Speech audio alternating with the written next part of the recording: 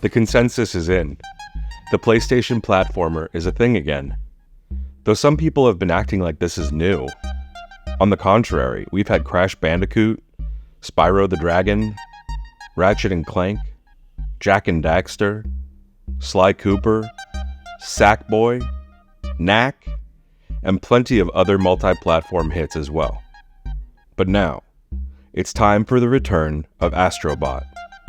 Cute he is, but he certainly doesn't sit anywhere near the top of that list in terms of icon status, especially if you include Nintendo's endless hit list. At least not until now. After previously being relegated to a game only playable on the original PSVR, and a PS4 tech demo after that, Astrobot is back for the third time, finally with a full premiere eponymous title of his own that feels more complete than what he's done in the past.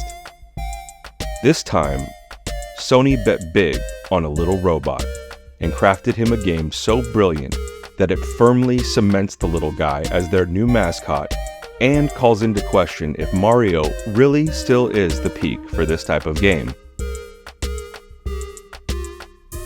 Astrobot takes place across 5 chapters, each with an overflowing handful of levels of wildly varying environments and objectives. Across each of these levels, the player is highly encouraged to find the sometimes hidden, other times in distress, fellow Astrobots. They function very similarly to stars or star-like objects in Mario games, opening up inaccessible levels, but also having an almost Pikmin-like engagement back at the game's hub location, the crash site. The more bots the player finds, the more this hub opens up, and that persists from the very beginning of the game until the end. The game's 5 chapters are separated into different nebulas.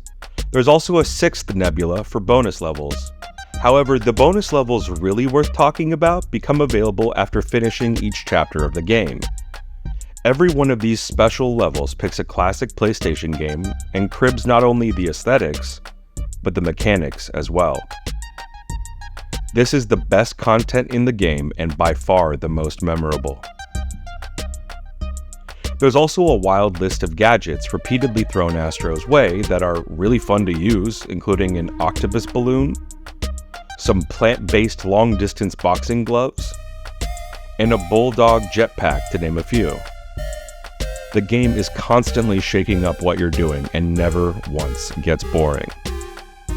Astrobot is Sony doing a bit of shameless self-promotion, but in general it lands the jump without too much of it being eye-roll worthy. That is, after all, the main motivational through line here, as there isn't much of a narrative besides an evil alien bullying the helpless Astrobot crew. I would have more of a criticism of that if Nintendo didn't also take the laziest path forward when developing plot for platformers. That said, perhaps that's just me wishing for more from these kind of games. No doubt, Nintendo will take all of this personally, but a bit of healthy competition is good for everyone involved. I can't wait to see what comes next. What I do know is that this isn't the last we've seen of this brave little robot and all of his friends. Thanks for watching. Like and subscribe if you like what you see. More coming soon.